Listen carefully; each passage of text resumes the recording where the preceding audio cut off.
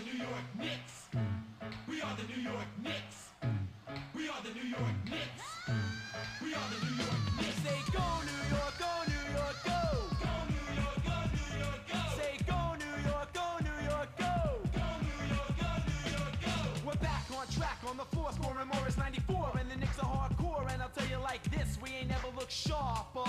With Hubert, Bonner, Gray, and Harper, it's the Knicks, and we're back on pace. Everyone's gearing up for the championship race, and the fans are going crazy, and they're doing it for a reason. Cause 94 is the Knickerbocker season. You better believe the Knicks got all that it takes. We're shooting three-pointers, and we're running fast breaks, and if your defense makes a mistake, then BAM! Ewing dunks in your face.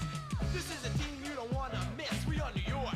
We are the New York Knicks. Go New York, go New York, go. Go New York, go New York, go. Say go New York, go New York, go. Go New York, go New York, go. Say go New York, go New York, go. Go New York, go New York, go. Say yo, bust it. All you hear is a swish. Threes by Starks and dunks by Smith. And no rebounds. If that's the case, we put Oakley and Mace in your face.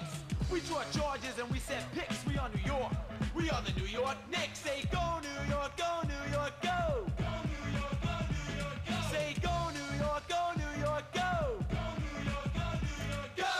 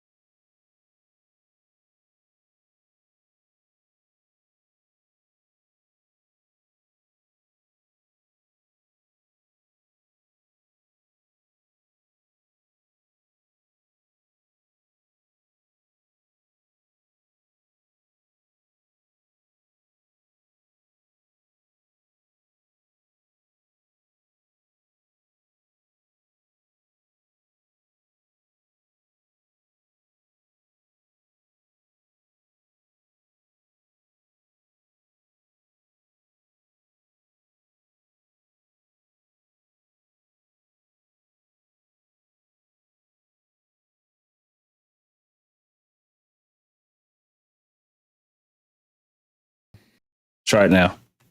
How about now? How about now, people? Can you hear me now? Can you hear me now? Where you at? Where you at? Can you hear me? How about now? Can you hear me now? Can you hear me now? Can you hear me now? I see all the tomatoes. I see all the tomatoes. Great. The corn. Wow. How about now? Yes? Can you hear me? Yes? Yes? Audio? Yes? Try it now. Yeah. Yep. I can't tell. Now you're all, You're we're good. on. Okay, we're good. We're good. We're good. I see that we're good. Okay. Yes. Okay. We're good. We're good. Thank you. You can hear me now. You can hear us now. Let's go. Let's run it back from the beginning. Guess what, Knicks Nation? Welcome to KFTV Postgame Live. Salute to Knicks Nation. We got to win tonight. Yo, you thought this game was going to be easy the way it started off. You had Jalen Brunson dropping 17 points in the first quarter. You had Dante DiVincenzo cooking. This game was on cruise control. It was going to be a bum night. You had Clyde, Green, and Bill Bradley shooting the ish all throughout the second quarter. That's how much MSG Networks knew. They're like, yo, this game should be a wash. We had this all in the clear, and you even thought so even in the third quarter. However, Tom Thibodeau did not feel safe with a 20-point lead with 8 minutes to go in the fourth quarter, so he brought Jalen Brunson back in. Unfortunately, Jalen Brunson would go down, twisting his ankle, but it seemed like he was fine. He was able to walk to the locker room just fine. But then this game got down where the Knicks only had a 4-point lead because we didn't have Brunson. But no worry, we had Dante's Inferno to lead the Knicks to a victory, a 123-113 victory. Knicks would get the win. Man, this game was not the way. You didn't want to see Brunson leave this one, man. You wanted it to be an easy night, but let's talk about it. Make sure to call in. We're using the Discord tonight. Download the app. TM, if you're in here, if you're so gracious, drop the link in the chat so people know where to go. And with me on the other side is Jeff Johnson, a.k.a. Jeff J. Says. You can see this man on Bleacher Report, MSG Networks. He's got his YouTube channel, Jeff J. Says. This man's all over the place. He's putting in that work. You already know what it is. And you guys love him. This guy who dropped the ether when he came through for KFTV when we were on that 9-game winning streak. This is who you're all listening to. This is the man who put everyone on notice, put the league on notice. So we're here to talk about it today. And remember that this show is sponsored by Underdog Fantasy. Use that promo code KFTV to get up to a $100 match. And Manscaped. Use that promo code KFTV as well. Jeff, my guy, how you feeling? I don't know if I need the Sage or the Palo Santo because these Grizzlies, Voodoo, Obia, Santeria, they brought the bad vibes to Madison Square Garden. They were not even the Memphis Grizzlies tonight. They were AFC Memphis. This was like a fourth championship level English football club going up against New York United. They got replacement players on the squad. Everybody injured. They bringing that into the Garden. Brunson getting hurt. Josh Hart banged up. Our tech banged up. The Memphis got to go to LaGuardia. Go straight to LaGuardia. Do not pass go. Do not collect $200. We don't need them. We don't need them here today. What does CP say? We don't need that. We don't need any of that anymore. This was a laugher. I was about to make the joke that I know CP wanted to take the night off because they was playing against the replacement players and called me in to hold them down. But then we got a little bit more excitement than we wanted. Man, this was you celebrating Clyde and Breen 25 years on air. This is supposed to be one of the easy. This is like when we schedule the game versus the mid-major in football. Like it's like Alabama going up against Howard. This was supposed to be that type of homecoming laugher where we're supposed to chill. And we didn't really get that. They pulled out the win more than anything. If we was going to have these injuries and scares, I'm glad they got the win because if they lost, I would have a completely different demeanor right now because I would be asking what is the point of it all? What's the meaning of life? This would have been introspective meaning of life, KnicksFanTV meditation channel because I would have been beside myself. I'm still a little bit on the side of myself, but I'm not beside myself. CP would have had to open up a yoga studio for everyone to come, get zen, and understand where they were after watching this one. Yo, this game was just... It was all over the place, Jeff. I mean, the fact that we had a cardiac Nick affair all the way in the fourth quarter, I'm like, are we really? I was about to be tight. If Brunson had to go down, couldn't finish the game, and then we lose to the 4 squad, as you mentioned, for the Memphis Grizzlies, that was going to be brutal. But hey, thankfully we got the win. I'm still just worried. I mean, we got to talk about Jalen Brunson first and foremost because this guy was cooking me. 17 points in the first quarter. This guy was on a mission. It was like he was running through a scrimmage out there in the first quarter, made it look way too easy. But then, as you saw, I was hoping that we would have a good enough lead, and we did. We had 20 points in the fourth quarter with 8 minutes to go. You thought Tibbs would have just been like, you know what, let the second unit go, and they should be able to do enough. Obviously, that wasn't the case. Brunson rolls his ankle, and now you just add to the list of injuries with Randall with his shoulder, OG with his elbow. We're going to talk about Mitchell Robinson later, who seems he's going to be due to come back or start working out, I should say. He's going to start working out, not be able to return to the court, but start working out during or after the All-Star break. And then Brunson has to go get injured today, too. And then you don't have Quentin Grimes either. I was going to lose it, man, because then I don't know what we're doing up until the All-Star break. That was going to be still is a major concern. But I think the way that he was able to walk off, it's fine. Not sure if he's going to play against Dallas just because you want him fresh. The game at this point probably doesn't mean anything on Thursday.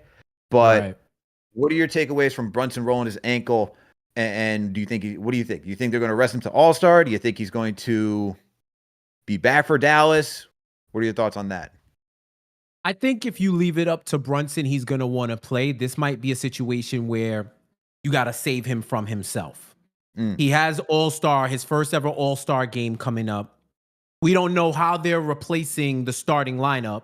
So who knows? There might be an outside chance unless they want to replace Embiid with another big in the lineup, he might get a chance to start in the All-Star game. It's the All-Star game, so he might even get a chance to start there too. So I'm thinking about it big picture. He may not want to, and the org may not want to ruin that moment for him. So he may rest a couple of games because they got Dallas, they've got the Pacers coming up, I believe, and then Orlando. Right? I think that's the next 3 games, just looking off the top of my head. I'm not looking at another screen. But thinking about it, with the way ankle sprains usually work, it's rare that a player, unless it's like the playoffs, it's rare that a player is playing the next game because they're going to give it time to heal. If anything, I would say maybe he's back for the Pacers. Maybe he's back for the next game or 2 games away. Either way, that's too many games that he would be missing, in my opinion. I think the underrated thing that we saw is towards the end of that fourth, Josh Hart also got banged up. Somebody ran into his knee, and this is somebody who's outwardly been talking about his fatigue. He's been making a lot of jokes about it, but he's been saying they've been playing too many minutes, and now it's starting to catch up with them a little bit. You know, it looked like a freak collision or whatever the case may be, but those bumps and bruises are gonna hurt a little bit more when your body's fatigued. So they gotta get healthy. Glad this All-Star break is coming up when it is, because this whole squad needs to get healthy and needs to get ready. And I think this is the point where you have to have the conversation. What is the priority? Is it February or is it June? Is it February or is it June? I understand Tibbs wants to win every game. I understand that the name of the game is to win games. But at what point do you say it's better for us to get healthy and try to win the games we can than to try to push players just for the sake of a couple of wins here and there? Yeah, right. No, I hear you, Jeff. I totally agree with you on that. The funny thing is that now we have, start off the season, you had the limits on 65 games plus in order to win MVP and to get other accolades too, right? And so it's just interesting how you have scientific reports for the NBA saying load management doesn't help. You also say where the league is trying to implement a certain amount of games in order to win awards. And now we're talking about a team that is depleted of depth, as we've just talked about. And now you have Jalen Brunson getting injured. And the question now that you're proposing is, hey, are we going to rest these guys? Like, how are we going to manage minutes now? Because we're running out of guys to trot out here for Thibodeau to run 40-plus minutes. And look, rightfully so, you're trying to compete in a tough Eastern Conference, right? When you look at this league and you see how it is in the East, I mean, the Knicks are third right now, or I should say now they're fourth. They're fourth right now. They're 33-18. You have the Bucks, who are a half a game ahead of the Knicks. So you got Celtics, Cavs, who are second, Bucks are third, Knicks are fourth, Sixers are fifth, Pacers are sixth. And you're trying to make sure you're able to stay out of that play-in category so that way you get a solidified spot in the East. I don't know what calculation they're going to do for this team because, look, as good as the Knicks are, but with all these injuries, you got to make sure you can take advantage of when you have at least some of your best players out there. And that's what Tibbs has been doing at this point, just because you can't say, hey, we're going to manage Jalen's minutes right now, because you can give up so many games that next thing you know, you're in playing category. You got to face the Miami Heat, who you may not want to do, even though you've been beating them this regular season. Maybe that's not something you want to have to think about come April. So it's going to be a tough call until everyone's back on the court. But I definitely think that for this moment, you got to think about Jalen Brunson. I've been saying if you can get out of February being 500 ball at this point, that's fine, especially with losing Randall. You talk about OG, who's got to heal up, and now you're talking about Brunson. As you said, he's probably not going to play the next game, which is against the Dallas Mavericks. Does he come back Saturday against the Pacers? Maybe. If anything, against the Rockets, that's maybe a game that they were like, you know what, maybe that's a game where we can theoretically give them less minutes, even though they're a chippy team. The next game is the Orlando Magic, who plays a physical brand of basketball, and then after that, you get your break. So these next 4 games, I'm interested to see if Jalen Brunson is going to play any of them. Maybe not, because you think about it as what you said. Do you want him to get as much rest possible, including that All-Star break? Because then you have to come out of that break and face the Sixers and the Celtics. So, and those are teams that you're going to be jockeying with in the East if you want to get a good gauge of where the Knicks stand. You know what I mean? So, exactly. Part of me feels like we're not going to see Brunson. Part of me feels like we're not going to see Brunson up until after the All-Star break. Yeah, I can see that. I mean, I'm looking now and I see Begley's giving some updates per Dante DiVincenzo. If you want me to send that to you so you can put it up on the big screen, I'll put it in the send it to But yeah, it's what we were talking about. What we were talking about before we got on the air, right? The way Brunson landed on that ankle, it looked like the best way you could twist your ankle without it looking too crazy, because just the physics of it all, he twisted it, but he was moving in the direction of the twist. So it wasn't as if you see some of the ankle twists where they're jumping and they land and it twists. So the full force of their body's coming down on the ankle when it twists. He twisted it on a step, and it looked like there was wet spots around there too. But he twisted it and was falling in the direction of the twist. So that might have alleviated some of the pressure off of it. And Dante from me and Bagley doesn't seem like he's too worried. But at the same time, when I tell my boys I'm good, this is 55% of the time, I might be lying 100% of the time. So who knows? But this is his man's. This is who he went to college with. They've been playing on teams enough to where if he says I'm good, I take that. That doesn't mean you need to play if you feel any type of pain. We don't need aggravation. And I would hate for him to miss his all-star opportunity or risk further injury down the line just for a game against the Mavs. They're gonna have to monitor that for real, but it does look like it isn't as serious. I don't have an MD. This is not medical advice. It's just what I've seen based on I did take computer science, so I do know a little bit about physics and motion and stuff like that. So that's what I'm implying. I'm applying regression models and not actual medical advice. So take it for what it's worth. There we go. And yeah, Jeff, just speaking of what you were saying, here we go with Ian Begley tweeting out right now. He said, for what it's worth, both Jalen Brunson and Josh Hart walked out of the locker room area at MSG without a noticeable limp. So that's good to know. And then you also had Dante DiVincenzo asked about Jalen Brunson injury. Playing with Jalen for so long, I asked him, are you good? And he said, I'm good. DiVincenzo didn't seem overly concerned about Brunson's ankle, which he appeared to sprain in fourth quarter of New York Knicks win over the Memphis Grizzlies.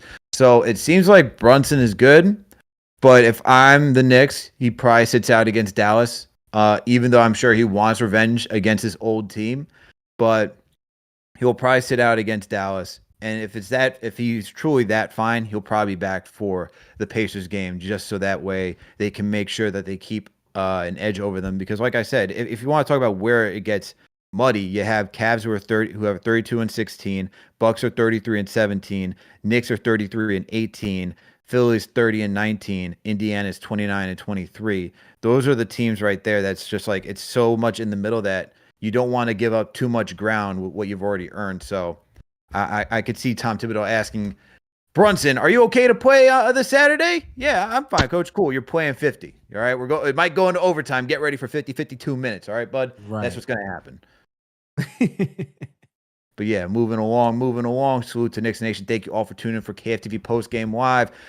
We got Jeff Johnson, my guy on the other side. I'm your host. Yes, sir. And you got me, your host, Alec, aka the Trataros. We're taking your calls by Discord tonight, so make sure to download the app. Make sure to use the web browser, whatever fits your fancy. That way you can call in and give us your takes. We're going to go to the Discord right now. We got Stillicho on the line. Stillicho, what's going on, bud? First and foremost, salute. I gotta take a bow before my guy Jeff here, because that call, I don't know if it was last game. I think it may have been against the Lakers. That call still ringing in my ears.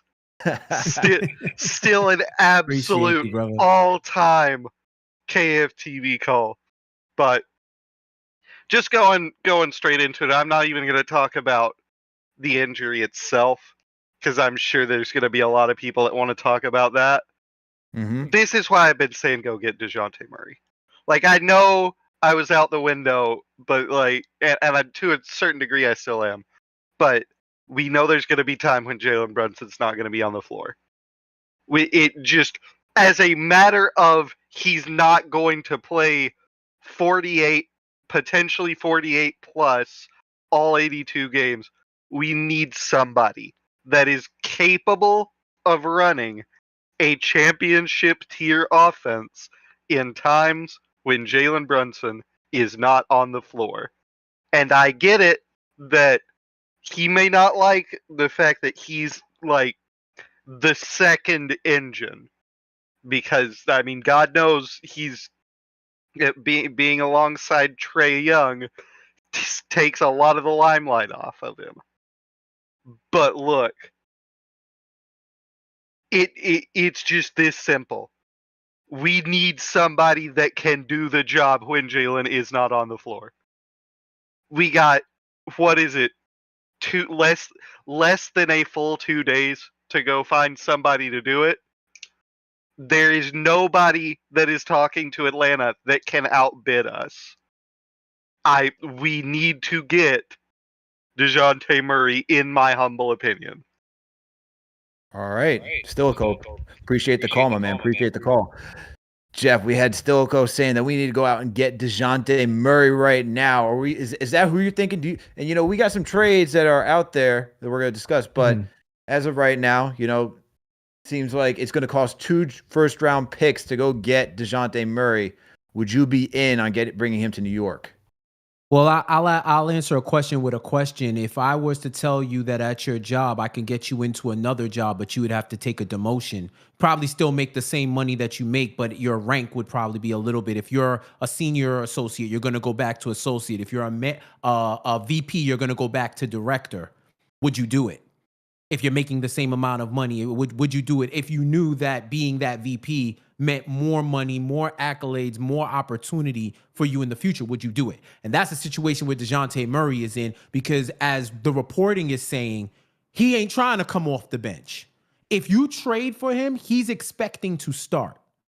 And I don't know if I would want to disrupt the current Knicks starting lineup with DeJounte Murray. Do I want him here? I would love him to come off the bench. But then we're going to have a Quickly situation all over again. And in fact, it may be a little bit worse because at least Quickly was a part of the original system. You're bringing somebody from outside of the Knicks culture and what they do on a day-to-day basis and their mentality.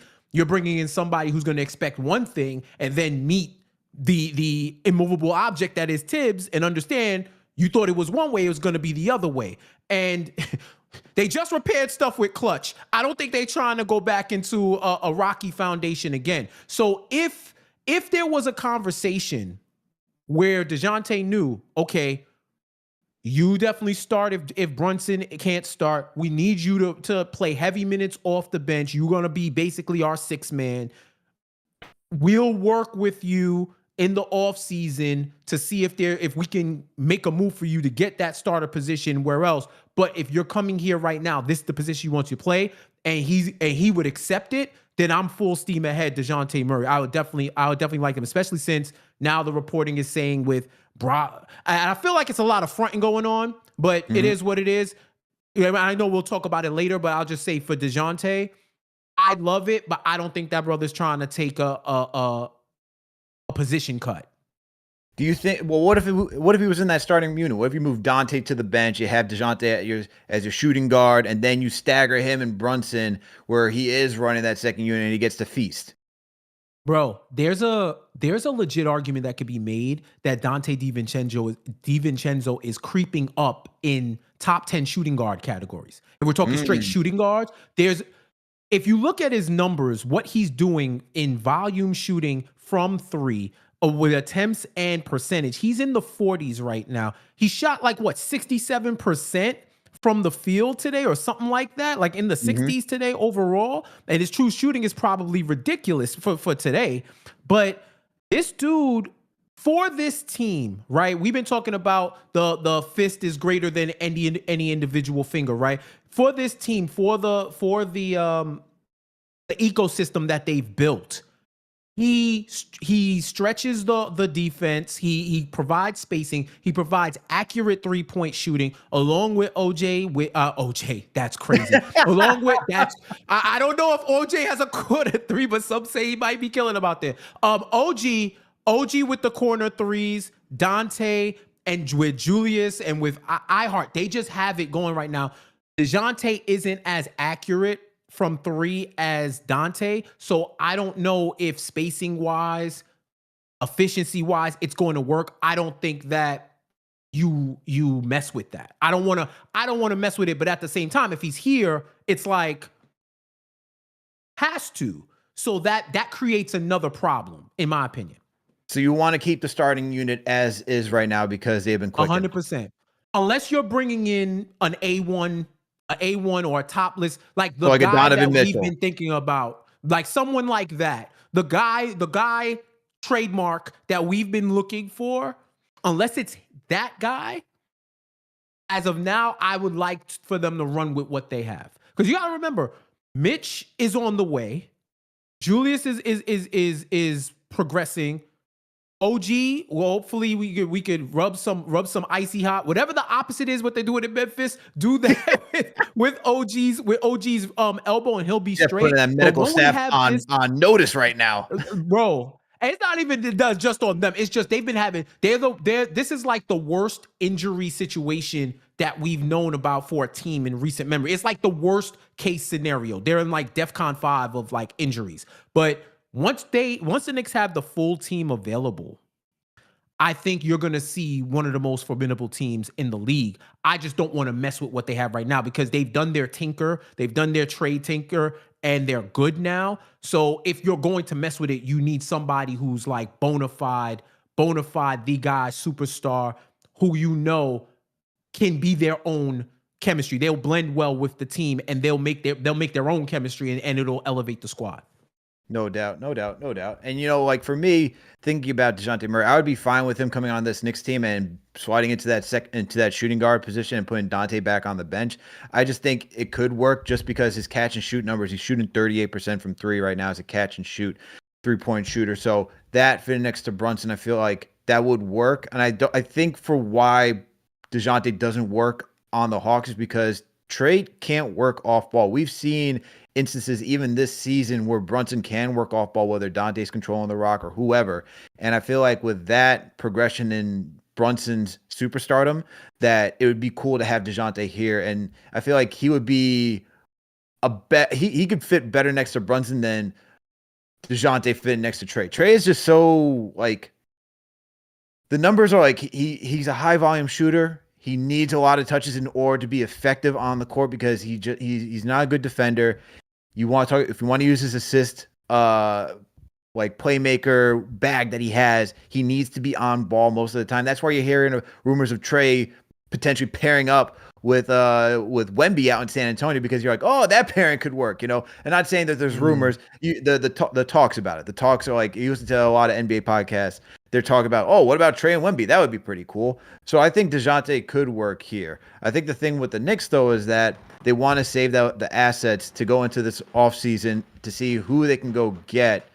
That is someone like a Donovan Mitchell that, you know, CP always brings up on the show, or whatever superstars out there that could be disgruntled that we don't know about right now. I mean, Devin Booker, let's see what happens to the Phoenix Suns. Things could easily implode over there. If he became available, I think the Knicks would rather have all their assets to go try to make a move for somebody like him, Spider, whoever, outside of DeJounte. But if it was just for 2 first-rounders, which is what Jake Fisher of Yahoo Sports is saying, then I would totally move 2 first-rounders to go get him, depending on what those first-rounders are, especially if you got high protections on them. But I think you can go make a move for him. But I totally hear your point. Like, and I was on that side of saying, you know what? I like that we're giving these guys a chance to develop, and you're not touching the chemistry right now that you have, that we're seeing on this core, especially with Dante in the starting rotation. Again, Deuce McBride out there.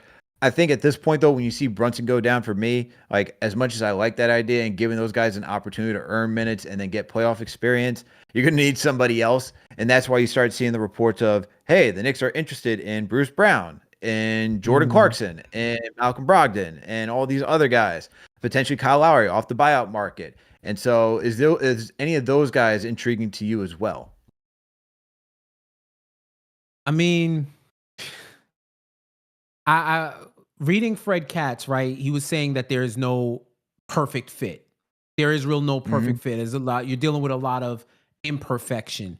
And as I look at this team and I look at the injuries they're suffering and I look at the lack of depth, what a difference a year makes, where the Knicks were at the deepest, best bench in the league, and now one trade raised the ceiling but left a gaping hole in the Knicks bench. So now I'm thinking, like, whoever can help, if you're decent, come on down. You hearing that they're not keen on trading Malcolm Brogdon? I'm calling cap on that. That's big cap. That's super cap right there, because they got a young team. Like, what is Malcolm Brogdon doing in Portland other than collecting checks? Is that what he really wants to do? Like, he says all the right things, but no, I see right through that. Just like how Detroit, you're 6 in 2045, and you talk about we think we could keep our vets. Why would you want to keep your vets? You need to stock up on as many assets as you can so that you can lure or trade for somebody down the future and focus on the draft and team building. So I think Bogdanovich should be available. Burks should be available. I'm hearing at this point, second rounders could get Burks. You know, we talk about Malcolm Brogdon, maybe Evans' contract, maybe a protected first or a second. I think if you had to give me my choice, I'm in the Bruce Brown, Alec Burke, Malcolm Brogdon level player. They might need an additional guy just for insurance too, because it's just the wear and tear of this season is hitting the Knicks hard. And the other criteria is Tibbs going to want to play him? Is Tibbs going to want to play him? That's another interesting quirk in all of this. So you're going to have to get guys that fit the current Knicks mold and who Tibbs will be willing to play substantial minutes. So if we're going by that criteria, you heard Bruce Brown begging like Keith Sweat before the game, after the game when the Raptors played here. That man, you want to talk about auditioning while you still have a job? He was in the job interview while he was still working on the company's time. So I think Bruce Brown will work. Alec Burke will work. My only fear is that Alec Burke will become the king in the fourth again, and certain people won't be playing. I think the king of the fourth will rise again. He'll become the night king now, and Tibbs might lean on him too much. That's my biggest fear. My biggest fear with bringing Alec Burke here is I know he's good, but we all know he's good in doses, not the entire bottle. You feel me? So. And Brogdon, I really like what he could do. I'm all in on Brogdon. It's just, is he gonna get hurt too? Right. No real perfect fits, but I think any one of those three can blend in, be assimilated into what the Knicks currently have going on, and they'll be able to help. No doubt. And look, according to Jake Fisher, the Knicks are interested in Bruce Brown. I'm not really into the Bruce Brown idea just because he's too similar to Josh Hart to me. Yes, he can operate out of a pick and roll. He can do, he can push out in transition. He's a gritty defender. It's just too similar to Josh Hart. The only thing that he does better than Josh Hart is work in the half court when it comes to the pick and roll. But outside of that, like he's too limited to add another just role guy that can alleviate Brunson. That's the whole plan. You also talk about Jordan Clarkson. He's a chuck. I would be interested in Jordan Clarkson. He'll really bother some fans. I feel like he's either going to be on one night or off another night. He's going to be putting up 20. He's either going to go 2 for 20 or he's going to go 16 for 20, and you're going to be happy or you're going to be miserable. Another guy that's out there is PJ Washington and Kelly Olynyk, two other guys because they're looking at the big position as well. PJ Washington would be interesting just because he's a four that can stretch the floor with his three-point shooting. Same thing with Kelly Olynyk. I'd probably lean more Kelly Olynyk just for defense. And then, I think if you really want to play mind games with Miami, show Kelly Olynyk to Kevin Love.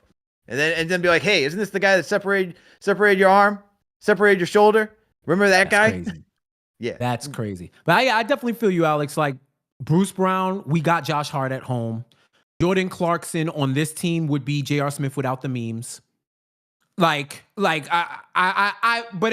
that same point where it's imperfect, if you need scoring, that dude can bring it to you, but it's like at what cost? At what cost to your team's defense? At what cost to your asset chest, war chest, right? So I don't know, but like you said, there's a lot of options, and oh my God, I know that. Bruce Brown. It's going to be two of them, Bruce Brown and Josh Hart, and they're definitely playing at the same time. You know that. The Knicks get up by 10, we're going into prevent defense. You know what's going to be the worst thing is that Tibbs is who was so against small ball for offensive purposes. He's going to go small ball for defensive purposes, and we're all going to be banging our head against the wall. Like, why are you doing this? Why? Do as I say, not as I do. Do as I say, not. Well, the game tells you what to do, Alex. The game tells you what to do. So...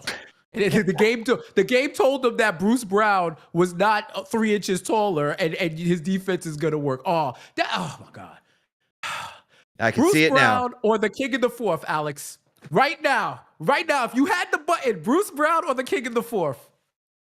Give me Burks, man. Because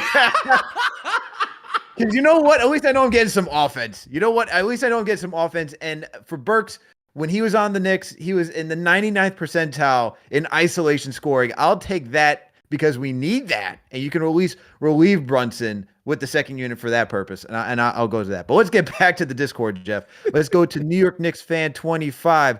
What's going on, man? What's your name and where you calling in from? New York Knicks fan 25. Hey, can y'all hear me? Yeah, I can hear you. What's your name, bro? Hey, it's Michael Dennis, man. On the YouTube, What up, Michael? Man. Yeah, I was the one that got you on the Hanging with Mr. Cooper bit the other day. Oh my God, this guy here. Here we go. All right, but how you doing, Alex? How you doing, Jeff? What's up, brother? Listen. I get what Stillicho is saying. I was kind of leaning against it till after what just happened. Like, come on, man. We don't need Brunson hurt, man. And like you said, Alex, the standings are like right there. We need somebody to give Brunson a break. I'm with Brogdon. I could do a little bit of Brogdon, you know, but like we kind of need Murray, man. We need Murray. Brunson needs a break, and we don't want to go in the playoffs just straight limping like before, and then we gonna be in the 4th or 5th seed, and we gotta face somebody that we don't want to face. Why we can't have the 3rd or 2nd seed, or even the 1st seed?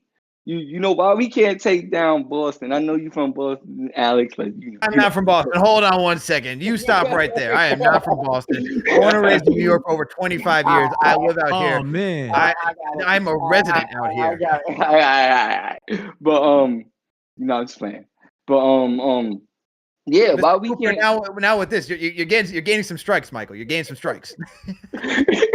But why we can't get 2nd or 1st place, man? Why we always gotta be like, at least we got there. We shouldn't be saying that. We should be like, yo, we at the king of the hill, man. We at the top.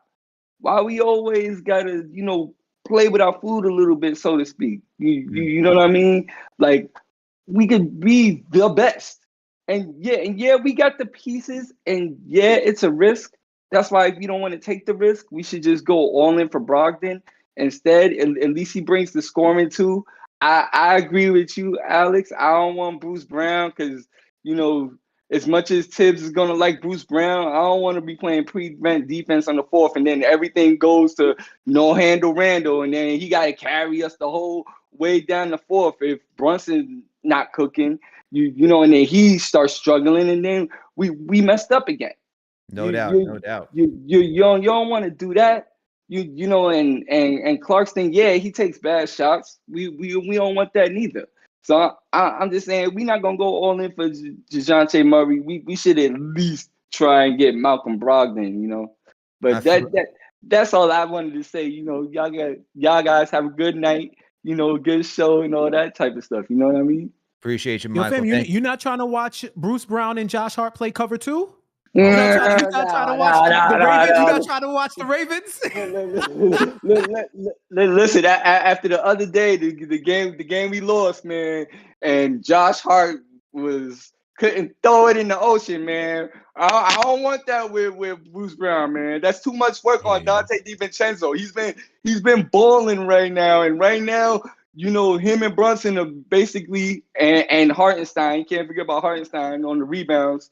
And Precious has been doing all right, but with the scoring, Dante DiVincenzo and Brunson basically been doing all the work with OG and Randall out. So we don't. I don't want that. Like I want it to be 5-6 players in double figures. Why we can't have that? It's like we got 2-3 players got over 20, and then everybody else 10, 15.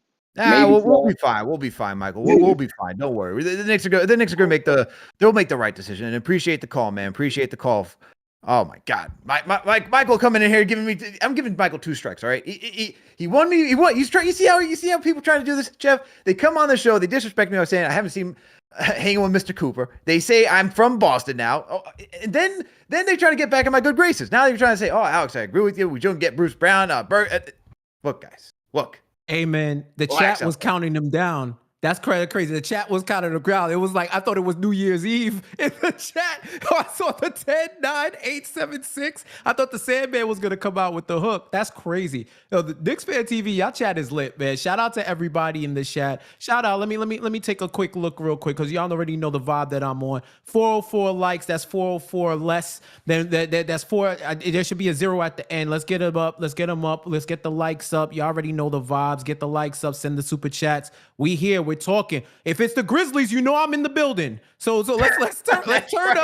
Let's turn up. Let's get this going, man. Let's talk. Let's commiserate about who we gonna get to join this team and why are they gonna be the best safety in the National Basketball Association. He said prevent defense with Josh Hart and Bruce Brown, and I lost it, man. I'm telling you, they go up 15. Tibbs is calling the defensive coordinator, and they going in, and it's going to be back to like the defensive early coordinator. 40s. He is the defensive coordinator. Let's keep it a buck, okay? Oh, he's Belichick. He's Belichick. He's calling his own plays. Nah, he's more. Well, I guess yeah. He's like Belichick calling his own plays. I was thinking more like Robert Saleh for the New York Jets, where he's like, I'm going to stick to defense, and someone else take care of the offense around here. But the only difference is that there's winning with Tom Thibodeau, and I got to go through pain and suffering while watching Robert Saleh trying to coach his way out of a paper bag, especially with Zach Wilson. Good Lord, man. Good Lord. All right, let's keep this train rolling, man. We got way Too Melo on the line. Way Too Melo. What's good, bro? Can you hear me? Yes, sir. Loud and clear. What up, y'all? What up, Alex? What up, Jeff, man? What's up? What's up? That's why I said everybody's freaking out over injuries. I hate that people freak out over injuries with Tom Thibodeau. Everybody's like trying to blame him. I mean, Jalen Brunson turned his ankle. Julius Randle fell on his arm weird. These are freak accidents. These are not fatigue injuries. I mean, Alec Burks obviously would have helped tonight. I think that's clear. I think that's the best move we can make, him or Malcolm Brogdon. I'm not with the DeJounte Murray trade still. No, thank you. Who do you want? I told Alec Burks. I told you I'm ready to watch. Alec Burks. That's the number one priority on your list. We have a team that I'm happy with, and in a league where I think teams are being punished now for having 3 superstars on max contracts. I mean, proof is in the pudding with the Suns and the Nets that have lost. The only team that seems to have kind of made it work is the Clippers. But we have a team of 2 players that we have. Like we have to keep Julius. The thing is, at least for this year, we have to keep him and see how he does in the playoffs. I think that's the real thing to wait for, is to see how Julius does in the playoffs. And then we can decide if we're going to move forward with Julius or not. That's the real decision. Because, I don't want to have 3 max players. I don't know what it is about having 3 max players that I feel like makes your team detrimental. But I think 2 players with a whole gang of great players on the bench, which is what we really have right now, too. People are freaking out. We lost 4 of our best players. Mitch, OG, Quentin Grimes, who was starting for us last year, and Julius Randle. And these are all twisted ankles and hard falls. So you can't blame Tom Thibodeau for playing his players. Alec Burks would have helped tonight, though. He would have kept Jalen Brunson on the bench. That's why I think we could get Alec Burks, and that could help. Okay. My man, what's your name tonight? What's your name? Where are you calling from? I'm Felix. Way Too Melo. I called a little while ago when I said that we was ready to go to the championship. I know you're always calling. I just think, look, man, it's different. It's different from the phone lines and then checking the Discord. Felix. Okay. Yeah, I want to remember the name, man. Felix. Okay.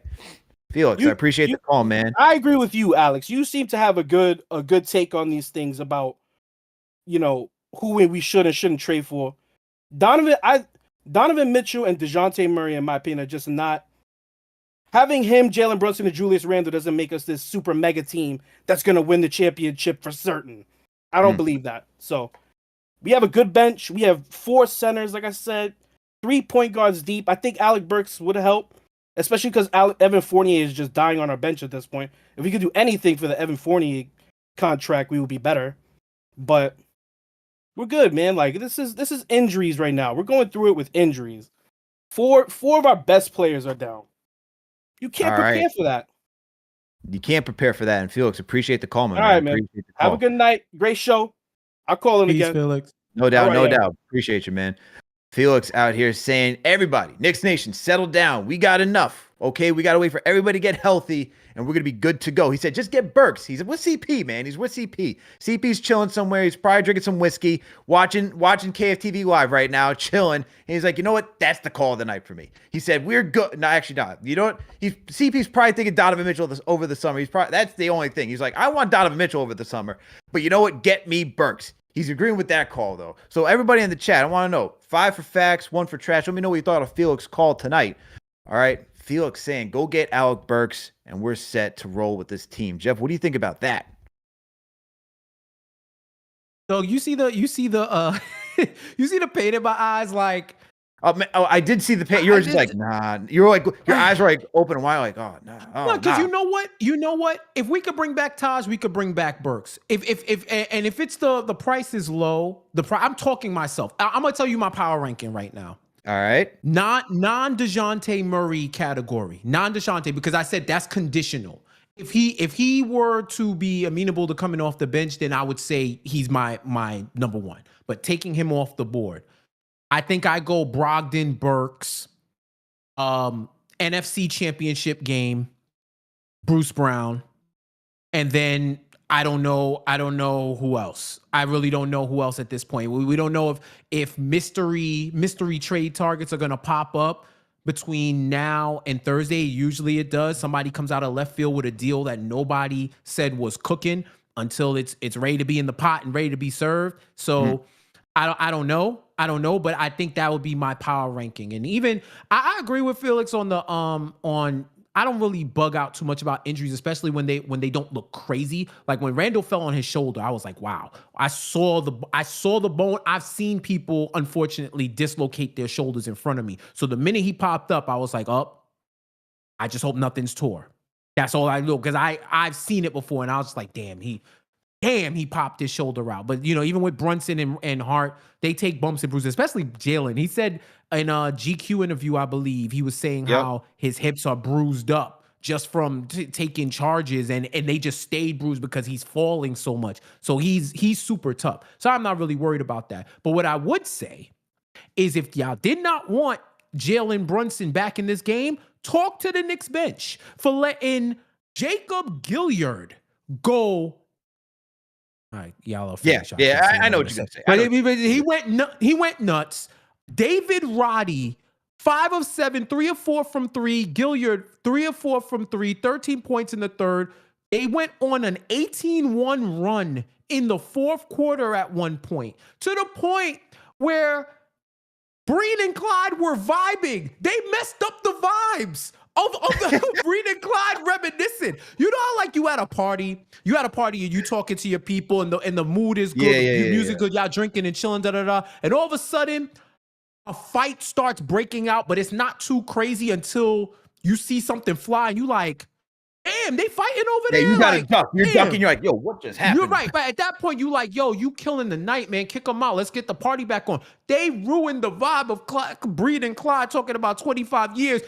I swear they zoned out the game because they thought it was over. And Breen looked up. Somebody probably got in Breen's ear like, yo, Mike, they only down like 10 now. And he looked up and he was like, damn, we was in our own conversation. The Knicks are only down by 10. And his voice started getting alarmed. Crazy. That's how wild you could hear that. were. You could hear the flip switch too when he was like, "Oh, whoa, I got to go into broadcasting mode. I got to call the play by play. Oh my goodness gracious! Exactly.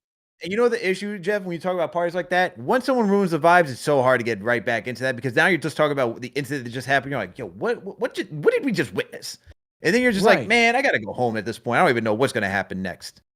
They giving up leads, then Brunson, and it was crazy because you could feel the frustration in MSG. They giving up this lead. Brunson went out. I think they were down like 10. Brunson sprains his ankle. Everybody throws their hands up. Brunson throws his hands up because he's like, well, what are we doing right now? And fortunately, Dante was able to restore the vibes. He was able to restore the vibes, him and Precious, and did just enough to close out AFC Richmond in the final 2 minutes. Because, boy, I did not think that these guys were going to have trouble with a lower level English football club. Like, bro, I could have played 10 minutes for the Grizzlies tonight if they needed. Even Derrick Rose, I think Derrick Rose got hurt this game too. Didn't he He turn did. an ankle? They said he was. What are we even talking about right now? But shout out to them because even during this losing streak, and even the last time the Knicks played them, they don't quit. They kind of have that same DNA. They channeling that old grit and grind, the grind of the old Memphis Grizzlies, and all of them are playing for a spot in the league. So you got hungry players. Like, what if a G League team could run the whole season in the NBA? This is one big audition. Like, I really like Gigi Jackson. I think that dude is a player, man. I really like Gigi Jackson. Yeah. My guy, what's my guy that got the Grammy winning salsa singer name or merengue? Santi Aldama. He's nice. He's not too. I thought it was Maya. I thought this dude was about to start singing or whatnot. Here we go. He's nice too. He's nice too. Like, they got players. It's just this is one of the times where the Knicks show a clear talent gap against another team, but they were playing hard. And the minute they let off the gas, Memphis was ready to spoil the party. So. Yeah, they were ready to ruin the entire. Well, you know what? They kind of did. They actually did, Jeff, because look, Clyde and Breen, as you mentioned, lost all the vibes. They're like, all right, now we got to do our jobs tonight. I thought we could have just chilled. They're probably they might have been sipping, man, the way they were talking behind the booth. To be honest with you. It was a vibe. It was a vibe until it wasn't. There was a vibe until it wasn't indeed. Salute to Knicks Nation. Thank you all for tuning in again for another KFTV post-game live. Make sure you hit that thumbs up button for your boys. Make sure to share the links to all these channels or to this channel. You can also support the NBA Report, which shows every Monday, Wednesday, Friday at 3 p.m. And also make sure to hit that. Make sure to check out KnicksFanTV.com. But also make sure to support our sponsor, Manscaped. All right. You know what time it is, everybody. I know you love these ad reads, so here we go. Roses are red, violets are blue. Trim your balls, and your date will thank us too. What's up, fellas? Valentine's Day is knocking, and Manscaped is the remedy for what the love doctor ordered. His prescription, the all-new Performance Package 5.0 Ultra, designed to elevate your grooming game and the shine like the heartthrob you are. Join the 10 million men worldwide who trust Manscaped with our exclusive offer. Go to manscaped.com to snag 20% off and free shipping with the code KFTV. So make sure to do that. Support our sponsor, Manscaped, and use that promo code KFTV to get 20% off and free shipping. Guys, I like all of our Manscaped products that we got between the beard hedger, the Ultra. You got the Handyman for that close shave after you trim up your beard. It's all great, man. They give you all the products that work to keep you looking in tip-top shape. Remember, no testimonials, but highly recommend you guys going out there and supporting our sponsor. All right, like I said, use that promo code KFTV to get up to 20% off and free shipping. All right, Yo, Gamba, he couldn't get the ISO there for his read. You got me listening to this man talk about manscaping. Like, bro, I mean, look, I appreciate the world group as much as the next, but sheesh, I mean, you gotta give Alex the ISO on that. But nah, yeah, definitely support Manscaped. You know what I mean? Ain't no reason. We civilized right now.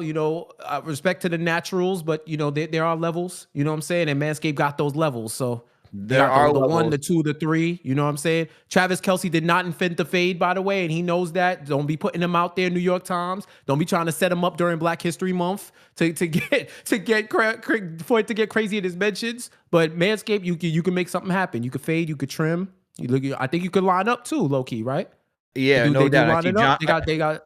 Okay. Yeah, I see John Shin having fun with the name of the products in the chat, so I'm going to let you do you, John. I'm going to let you do you, but I see people saying Alex is trying for kid number 2. Relax over there, all right? My son's already 5 months old. I'm still trying to catch up on sleep. Let's relax over there. Also, we got some people who joined the Franchise Channel membership. So let's salute to Irvin Goodwin. Welcome to the Franchise Channel membership. We got a $2 super chat from Will DeChamps. Salute to you. We got a $10 super chat from Chuck D. Make sure to throw a hashtag PE in the chat. Cardiac culture. No such thing as a bum night for us in the NBA. Salutes to Alex and Jeff. Salute to you, Chuck D. Like I said, throw a hashtag PE in the chat. We got Rambo with a $2 super chat. And then we also got A. Marie with the $5 super chat. KFTV missed connect at the game, and you complimented my jacket, but I was too shy. Hit me up. You see? Okay. I don't know. You seem like for the fans, by the fans guy section 113. I don't know what's going on over there, but okay. Time out. Wait, talk about it's cuffing season and KnicksFanTV super chats. Well, apparently it's cuffing season. So, gentlemen, this is also a reason. Let me tell you something. This is why we say go out there and get Manscaped to get ready and stay in shape. All right. So remember, use that promo code KFTV to get up to 20% off and free shipping. Okay. All right. Shout out to Chuck D. Shout out to Chuck D. Definitely Chuck. Appreciate the salute. You know, Public Enemy, super legendary. That's childhood. That's culture right there. So much love. No doubt. Absolutely. Salute to Chuck D. He's a real one, man. A real supporter of the channel. We appreciate everything Chuck has done for this channel, man, and behind the scenes. So salute to you, Chuck. That's the man right there. Absolutely. Let's get back to the lines. All right, we got. Let's see who we got here. Who we going to next? Let's go to Rambo. Rambo, what's going on, bro? How you feeling? Yo, what's going on, guys? Had to sneak away real quick. No, so y'all can be real quiet. But let me just you gotta tell speak up, my man. You're whispering. We can barely hear you. You gotta speak up a little bit. Can you hear me better? Yeah, I can hear you better now. My bad. I had to sneak away, man. You know, ever since I made that comment about my wife, man, she's, you know, she kind of tries to keep me occupied and all that. No, real talk, she does, man. But you know, tonight I put her to bed. You know, shout out Manscaped, still balling. No testimonials though, guys. Don't forget that part, man. We got to get it up, man. Get them likes up, man. Shout out to you, Alex. Shout out to you, Jeff, for sure. Always holding it down, man. Like, I ain't gonna lie, your take's been like on one all night, man. What you said in the beginning, bro, about DeJounte Murray, yeah, man. I don't need nobody coming over here thinking they're gonna come save my team. And then when we get healthy, full healthy, you might not know your role. You might need to take a step back. I might not need that right now, man. You know, so I'm kind of good right now. Real talk. Shout out to Chuck D. Because this right here, we got a culture built up, man. Next man up, man. We need to see what we got in these boys right here, man. Because when we get full strength, oh, man, it's going to go up. Did you see my boy McBride out there? Did you see Deuce, my son? Talk about it. You like McBride? I like Deuce. I see him getting a lot more comfortable. I see Dante looking like a not a superstar, like a third option, like a legit third option. If you get, man, it's you know how they say pressure makes diamonds. This might be the pressure that this team needs right here, so that we can elevate our floors to match our ceiling right now. Because right now we got Jalen Brunson going to superstar status. It's time for the rest of the team to fall apart. You know. Here we go, guys. You know, remember, Sims was even out with an illness tonight. We forgot about the simulation. True. You know, we got our biggest thing was our depth. And that's what we're getting into right now. That's what we're seeing right now. But we got to get these boys ready for the playoffs because we don't know who we gonna need. But we gonna get there. I like this team right now, man. I don't even know who I really want on this team right now because if you on this team, you really got to be a dog. Like, I'm not even gonna play with you right now. So you don't want Alec Burks on the team. You don't want a Malcolm Brogdon. Well, Alec Burks already been on this team, so he'll know how to fit a role.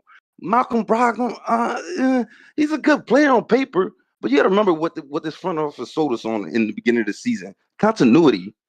You know what I'm saying? And that's what we're getting out of these wins right now. Like, it's not nobody crazy going out there besides Jalen Brunson, big name. You know that we're whooping these teams with. But it's that continuity, people playing with each other, getting more comfortable, understanding, okay, this guy's going to be here. I know this guy's going to go run and get that steal for us. So I'm going to go leak out. You know, you see it, man. You see how they move, man. Sometimes, you know, bringing in that piece, man, it messes up the chemistry. Like, you know, but, you know, I think we do need to kind of bolster our floor a little more. Truthfully, I feel like maybe a very not even like a little stupid move. Like go get a 10-day contract, man. Go get some competition, some in-house competition. Get people who are hungry to you know, man. Put Fournier out there, man. Come on, like give me somebody. You know, let's just. I kind of want to keep it in house right now. I'm kind of good right now, man.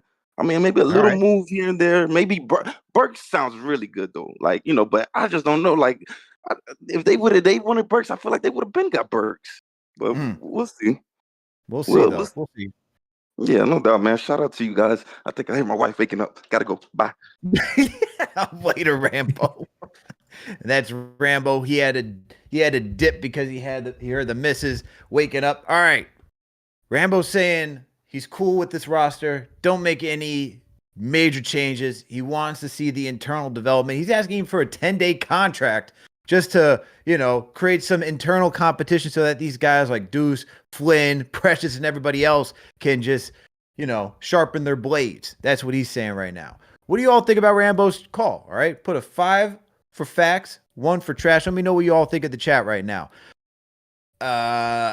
Me? I could see that, but when I see the injuries like that, this right now, I think you need to go make a move. And for Burks, makes sense.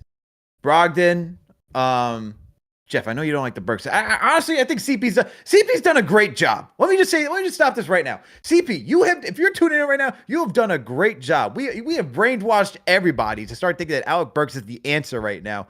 I don't know what voodoo you've done, but hey, it is now working. Okay, I don't know what doll you got over there, but the entire Knicks Nation is starting to think about Burks. I mean, when you think about the qualifications and the fact that there isn't a right option, I mean, let's keep it real. When they got Josh Hart last year, I was like, oh, that's a good sign, and he's hustle. He could grab some rebounds. I didn't think he was going to do what he did. But I knew that he was like a dog on the offensive glass, and he tended to push. And when I seen him play against the Knicks, I was like, oh, yeah, Josh Hart is annoying, but he's like a good annoying if he's on your squad. And then they keep making these moves that propel the team into another level. And we haven't even hit that form yet. We have one more to go. So I don't think that Burks isn't like a sexy pick or something where I'm hyped about, but they need help. That's why, respectfully, I think Rambo's wilding. They need help. If they didn't need help, then Brunson would not have had to come in as early as he did in the fourth quarter to stop what we eventually saw. And, I saw people talking about it like, oh, Tim's putting him in down 20. I'm like, did you watch the whole rest of the fourth? Did you see that these dudes were unconscious from 3? The 3-point shot is the biggest cheat code in the 4 major sports. And now that like 75% plus of teams rosters can shoot a 3, no lead is safe. These guys are way better shooters than they were 10 years, 15 years. They've caught up and surpassed the limits of the 3-point line. Mm-hmm. So a 20-point lead 10 years ago is like a 10-point lead now, because they'll either hit 3s and you'll miss, or you'll trade 3s for 2s and they'll slowly chip away at the lead from there. So now you have to have at least a couple of starters still in. That leads to attrition, that leads to fatigue, that could lead to injury, that could lead to players tiring down and make the game even closer, because you have to have players that are capable of sustaining offense to withstand those runs. Because a 10-0 run can happen in 2 plays, low-key, right? Like, it's just crazy like that. It's just what it is. So, yeah, there's no perfect option, but we need to exercise one of them options. Yeah, we need to go out and get somebody at this point. Like I said, I was fine with the internal development, but if you're going to get injuries like this season, it's just when I see a lot of players getting injured during the regular season around this point, I'm like, yeah, now I got to lean back towards like, you know what, we need to go get somebody, because you can't just have Brunson out there running 35 minutes every single night and thinking that, oh, okay, or even 38, 40, whatever it may be, and think you're going to get to the playoffs and he's going to be refreshed, especially after he just played FIBA this past summer. He's going to need some breaks too. So we'll see what happens there. But Jeff, the only thing I'll say is please stop with the Bruce Brown, okay? I'm going to have to put you in the gulag if I have to hear another Bruce Brown. There's a big chasm between. I don't need him on your list, though, bro. I don't need him on your list. I put a whole nother sports championship game in between Burks and Brown. If we didn't have Josh Hart, I would say Brown.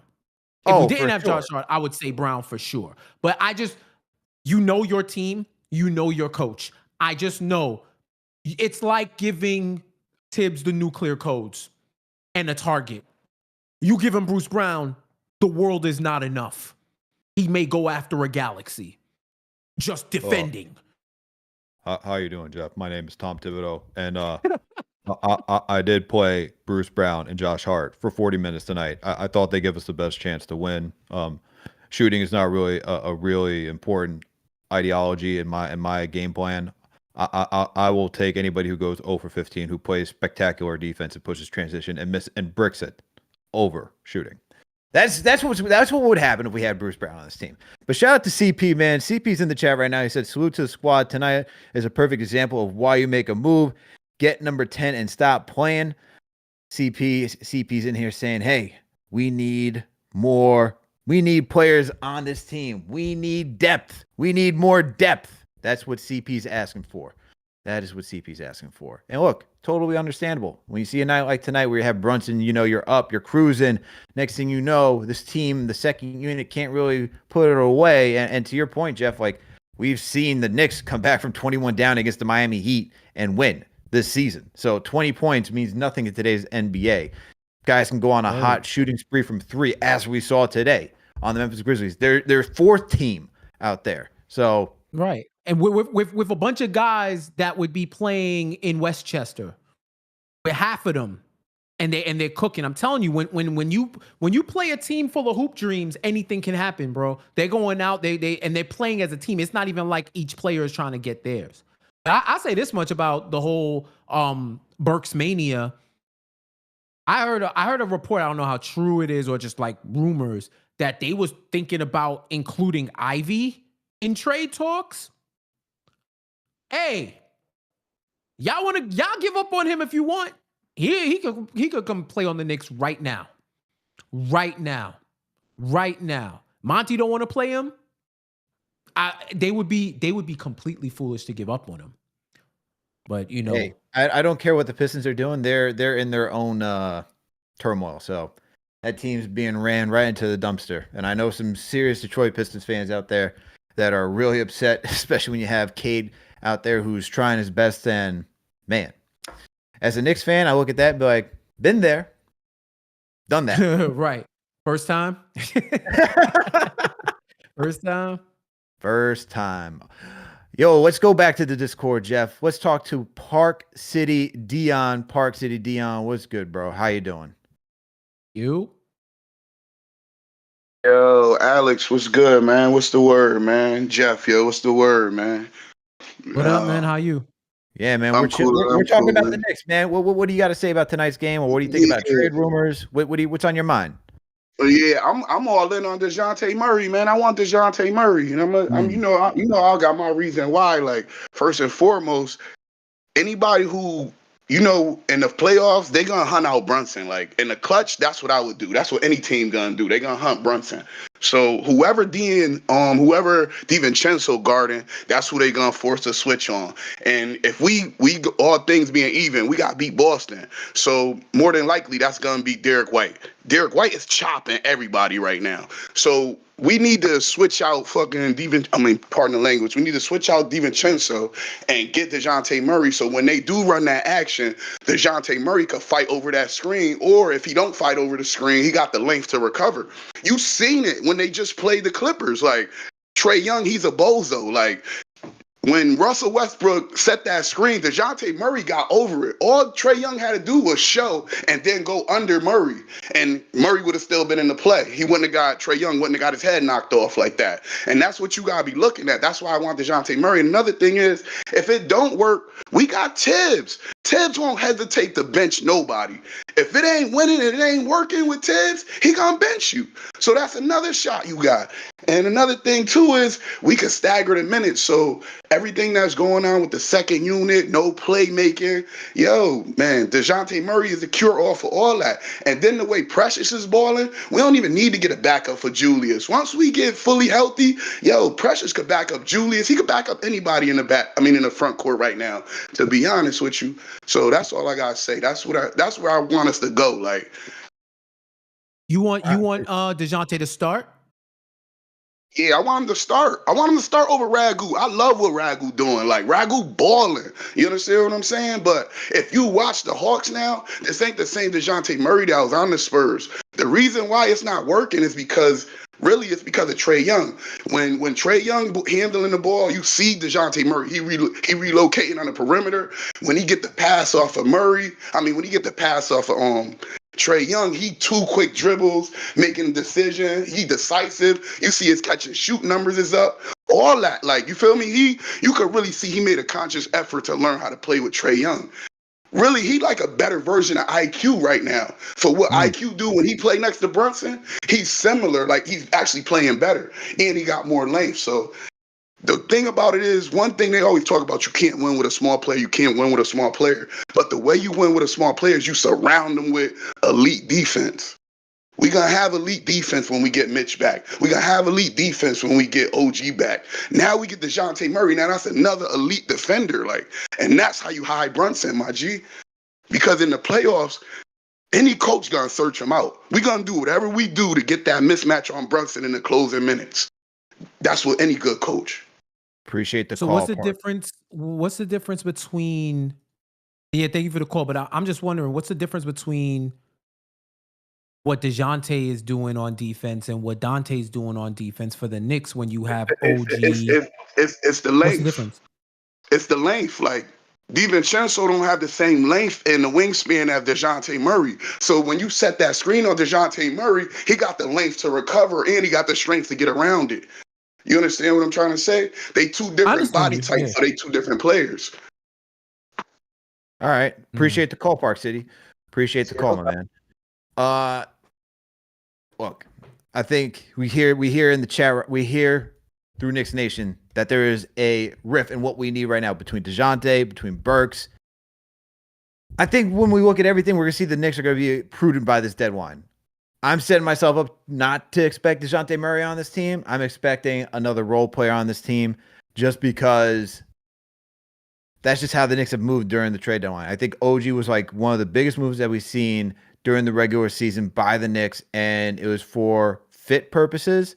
I think we're going to see anything for like another player that you want to see help run this team. That's going to be an offseason where you can get even more time to work it in, unless something just goes completely awry. And I think their guy is going to be anybody that's Donovan Mitchell, Booker. I think they're monitoring to see what happens. And that's really what we want to see, is that what team didn't meet expectations this season, what player wants off of that team because they didn't meet expectations, because they don't believe in that front office, and then they can move this offseason and say, you know what, we're going to trade you all this to get said player because they don't want to be there anymore. I think that's what the Knicks are going to wait for. So that's why I'm preparing myself for another role player like a Brogdon, Burks, Clarkson, whoever it may be. And as we serve from Fred Katz today, the Knicks, just when they do their trade talks, it's a lot of hypotheticals, throwing out ideas, nothing really supposed to stick, saying, hey, I'm offering you this. It's like, well, what would this look like? And what would that look like? That's kind of how they're doing their deals. And that's kind of what I think is what they're doing right now with all these players, and why you hear all these names of different players coming up and no idea of what direction they're going to move, as we have CP throwing the spider emoji in the chat because that's who he wants on his team and believes will be joining this team. Salute to Knicks Nation once again. Thank you all for tuning in for KFTV Postgame Live. Yo, make sure to hit that thumbs up button for your boys. And Jeff, let's talk about this Mitchell Robinson news for a quick second, all right? Sir. Because we had reports today saying that Mitchell Robinson, let me just make sure I got this quote right, because we're about accuracy on this channel.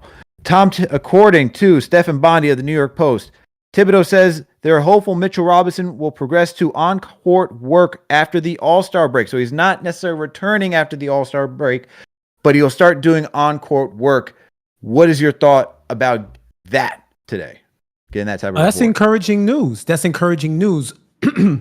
He was supposed to be reevaluated around this time, and it sounds like this is part of the reeval, and he's going to start progressing. So Tibbs in that answer also stated the different steps that they go through when they come back. First, it's on court, you're shooting. Then it's 1-on-0, then 1-on-1, then eventually you go to 5-on-5. Before that, I believe you start running, lifting weight. So it's a progression. So him resuming the on-court activities is the best step that we could hope for as Knicks fans for him to get back on the court.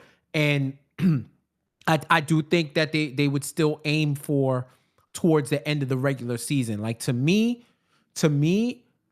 last 15 games of the season would be perfect for him to come back, get back into shape, find out where he fits in with the squad now, and prepare for that playoff run. Yeah, I like the news that Mitch is returning to on-court activities after the All-Star break as well. It's very encouraging, as you said. And the fact that he's you'll start getting back into game shape. I expect him probably like weeks, closer to a month. Maybe if we're lucky to see him towards the end of March, getting ready for April to get some sort of run in, so that way he could be to help this team again. And then you think about, you get him, obviously Brunson, you have OG coming back. I mean, that defensive lineup with OG and Mitch should be just brutal for opponents. I mean, the Knicks right now are one of the best defensive teams. I mean, I haven't checked the stats yet, but for quite some time, they were number one according to defensive rating. And just having that was just after OG Anunoby with Isaiah Hartenstein in that starting unit, right? You put Mitchell Robinson on that court, the Knicks defense should skyrocket, just because you talk about one of the best pick and roll bigs, a rim protector, guy who can grab the offensive boards as well. And then you add that with OG and his versatility of guarding 1 through 5. Like that will be brutal for any opponent. So I'm looking forward to seeing that lineup when fully healthy. Just OG and Mitchell Robinson. My only thing is that I'd probably expect Mitchell Robinson to come off the bench at this point, coming back from injury. I don't necessarily see him being thrown into that starting rotation just because it's been clicking offensively, and you do need that offense to go.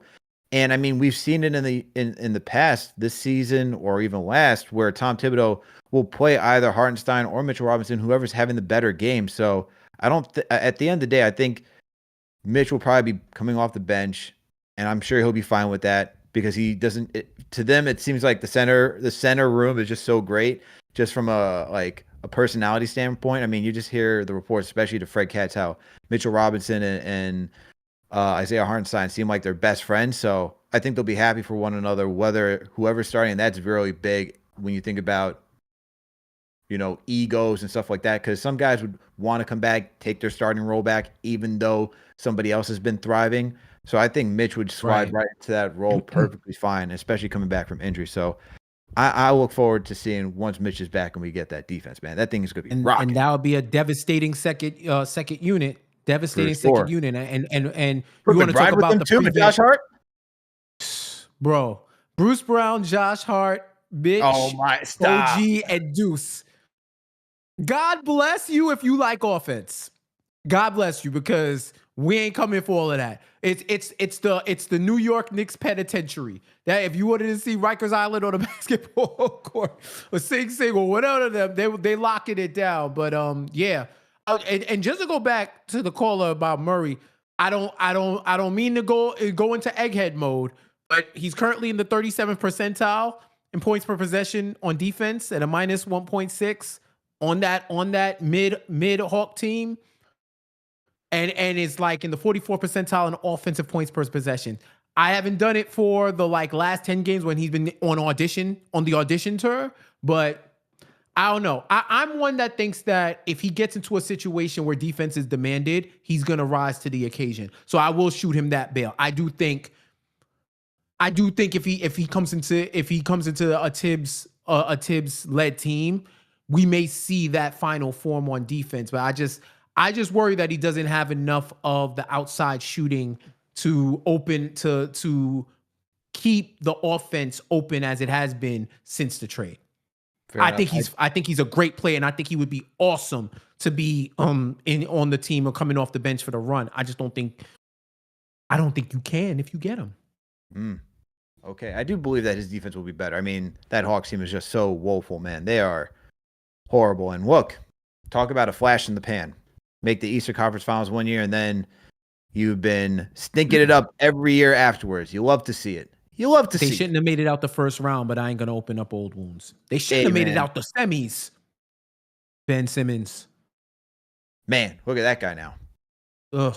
Yeah, so it's like it's like a grand announcement. Hey, Ben Simmons is playing basketball. Whoa! I don't care. So if you wanna laugh, look at Ian Begley's reports on on Ben Simmons' injury report. He's like, Ben Simmons has not been put on the injury report, so he should be playing tonight. His knee isn't popped up. Nothing's popped up with his knee, so he should be playing tonight. And he's not trying to be snarky. He cleared it up, but it's just funny when you read it.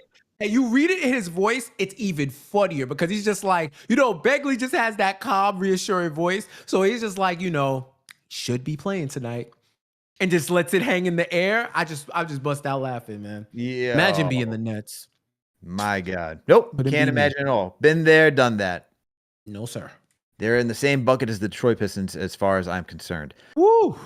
But hey, this is a Knicks show. Let's keep talking about the Knicks. And with that, let's go to By the Numbers. All right, so let's get the By the Numbers screen up. And Jeff, the New York Knicks, for most of this game, were looking like they were the most dominant team on this planet, playing the woeful Memphis Grizzlies, who are dealing with their own injuries. Obviously, the Knicks won this game 123-113. Knicks tied the Grizzlies in the rebounding battle 36-36. They started to dip in the assists as the game wore on. They only had 28 to the Grizzlies 33. They did win the steal department 13-4. Blocks tied with 5 apiece. They have reduced the turnover rates, which has been great. They've only had 10 turnovers tonight to the Grizzlies 19. They shot so well from the field. They shot 56% from the field, 41% from 3, 80% from the free throw line.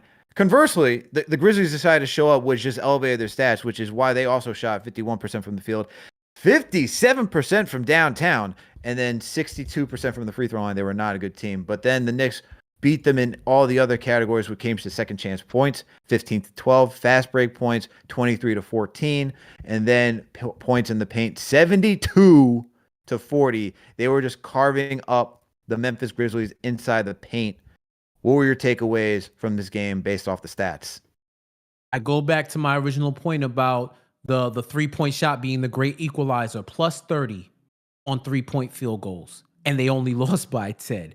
And counteracted that with plus 32 on the Knicks side in points in the paint.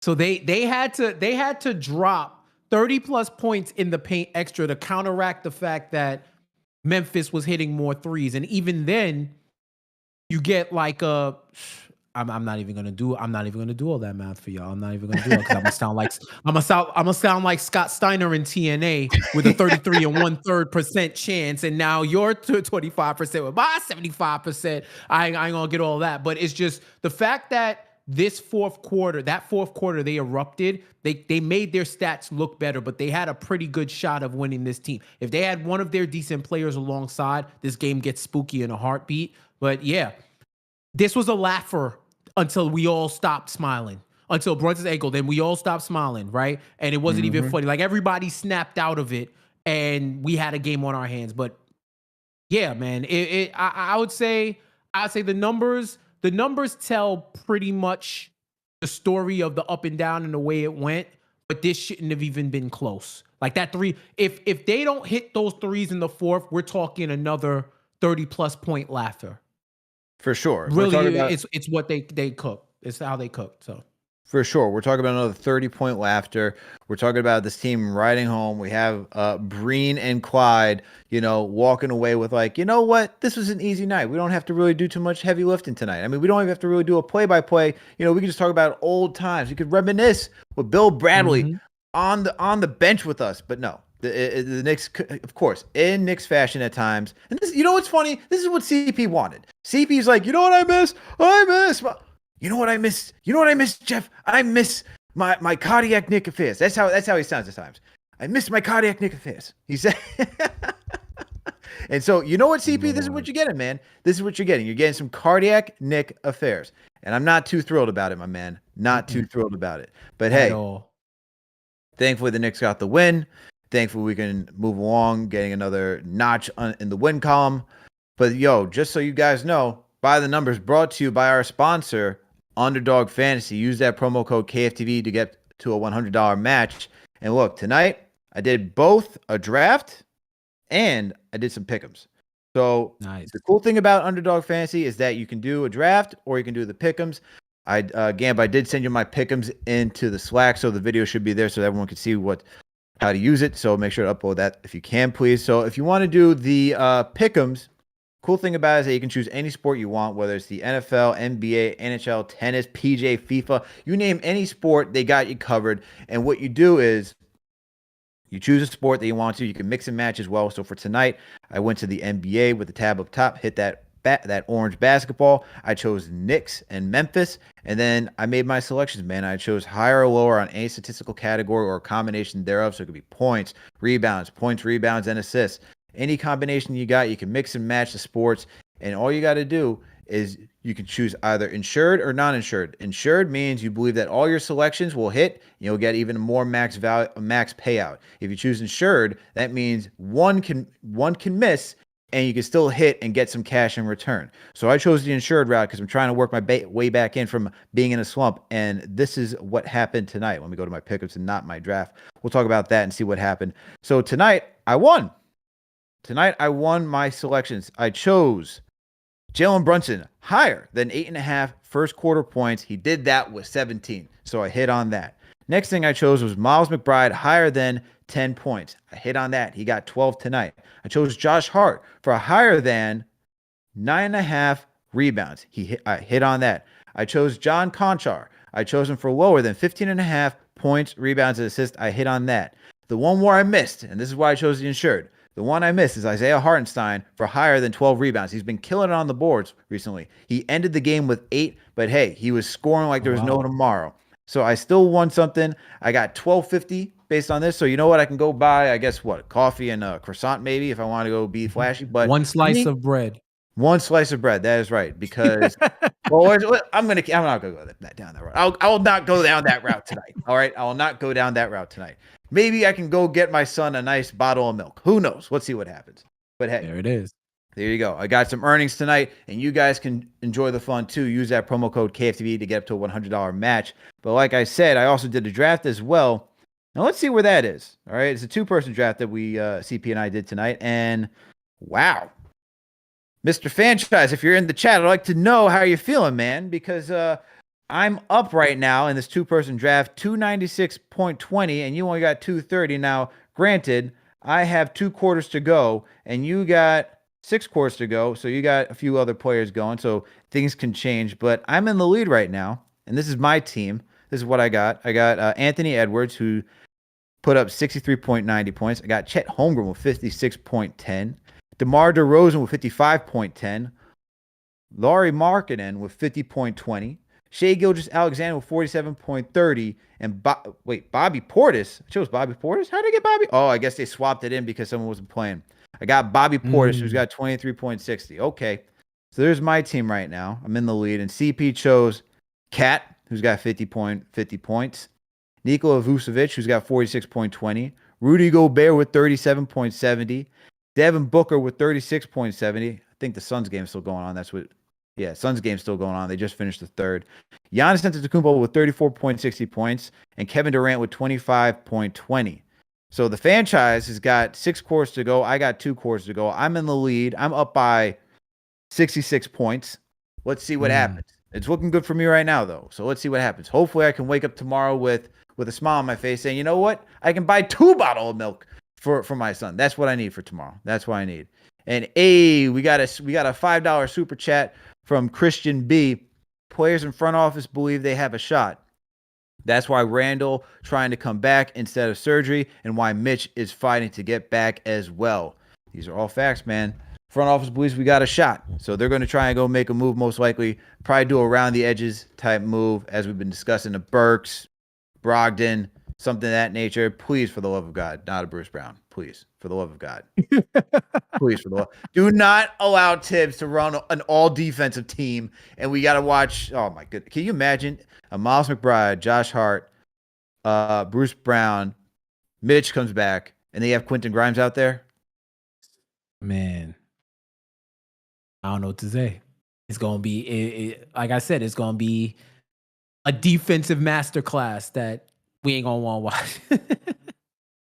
It's not something we want to watch, man. No, it's going to have our eyes bleeding. We're going to have to break down. Like, oh, you know, they were doing some really good switching in team defense. How's that offense? Well, everyone was around the perimeter.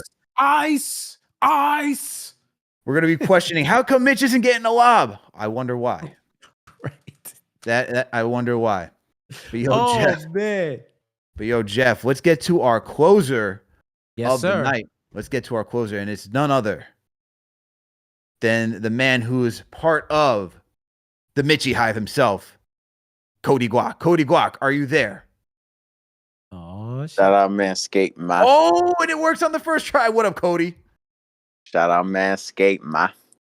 I average 0 turnovers because of Manscaped, ma. I take care of the ball profusely with the utmost fricciano, my mixiano. The Knicks was in, the Knicks was on Keanu timing. Do y'all agree with me? Like, so look, boom. Dantala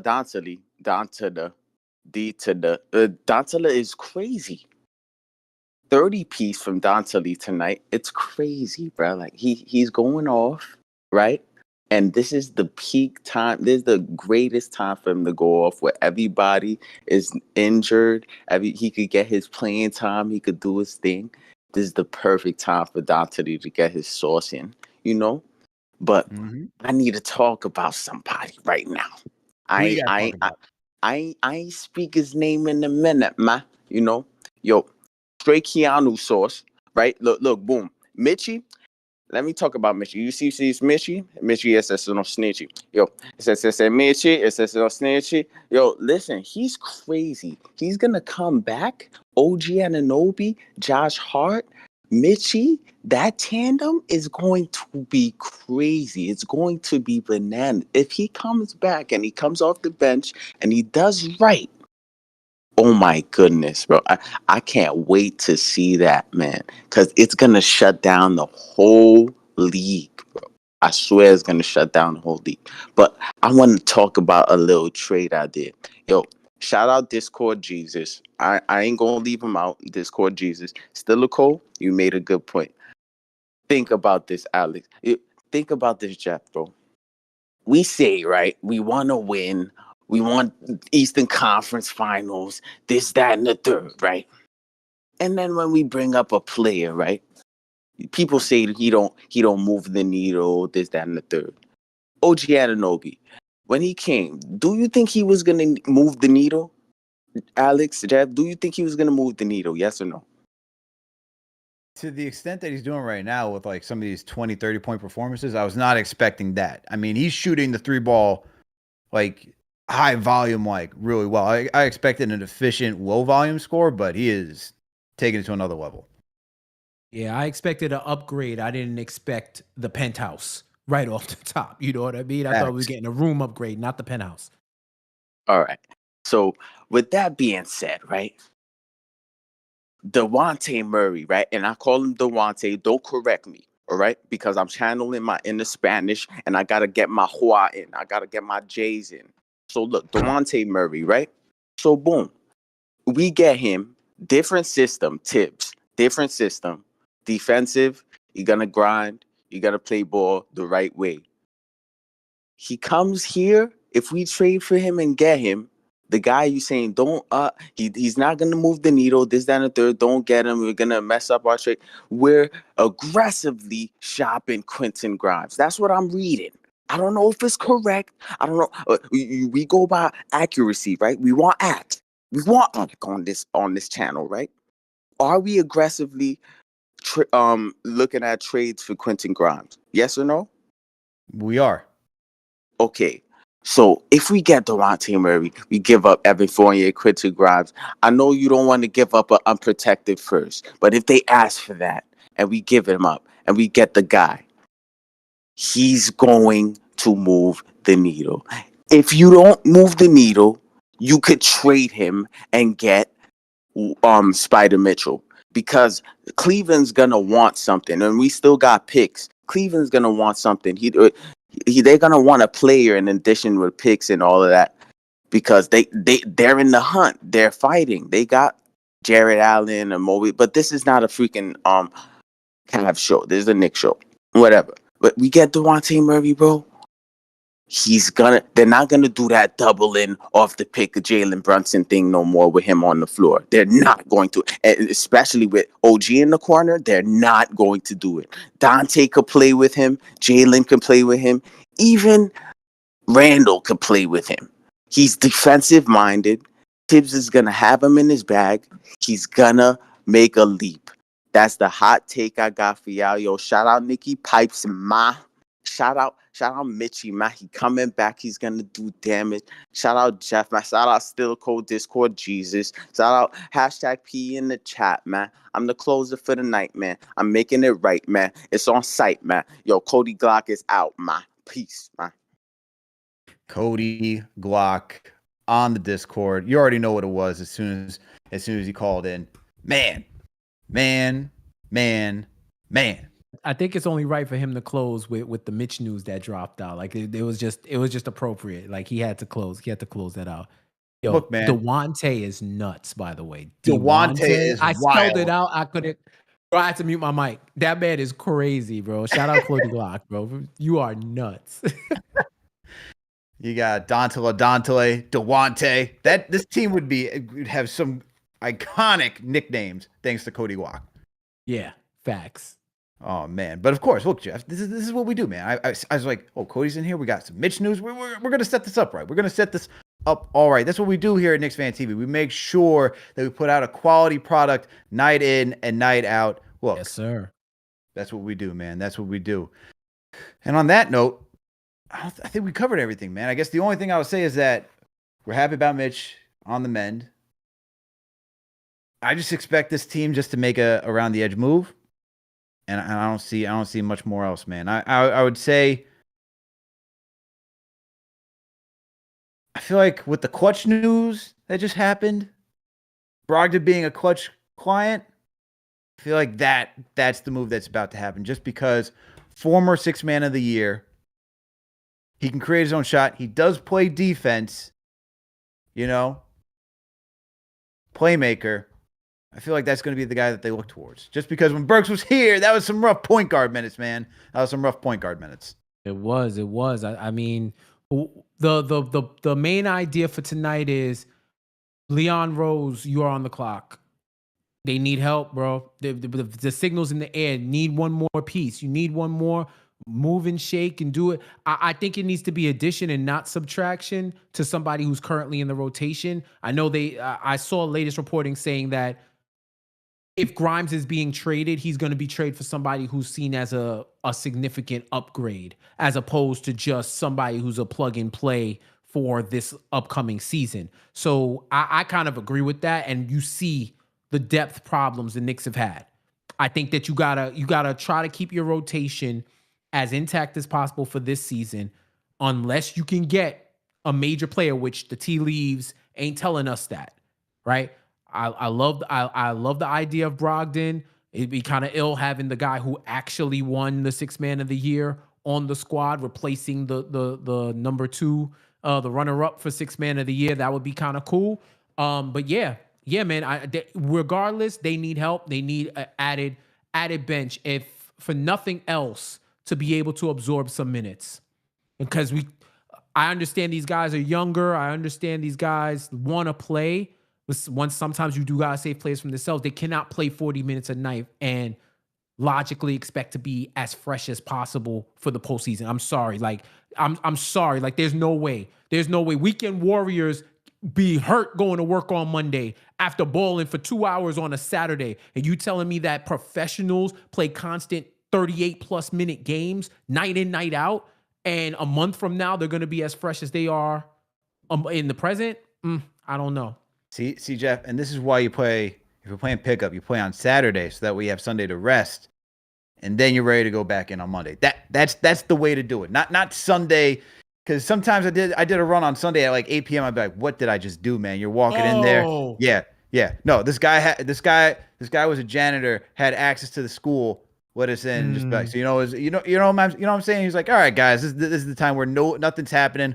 Let's go. Saturday's the best day. But Jeff, hey, use the foam rollers, use the hamstring stretchers. Don't be embarrassed, man. Bro. It extends your life and it makes everything easier. Stretch before, stretch after, especially once you go over the hump of 30. You need it more than you think you do. That's a fact. Tell me, you preach it to the choir, my man. Preach it to the choir. But Jeff, my guy, appreciate you co-hosting with me tonight, man. Appreciate you. You already know. Yo, let the listeners know where they can find you, man. Yeah, man. Yo, thank you so much for tapping in. Thank you so much, CP. Alex, for inviting me on the platform. Again, you already know you put the signal in the air. I am there. Jeff J Says, all social media, and Jeff J Says on YouTube. We're doing betting, sports betting, NBA talk, Knicks talk, everything in between.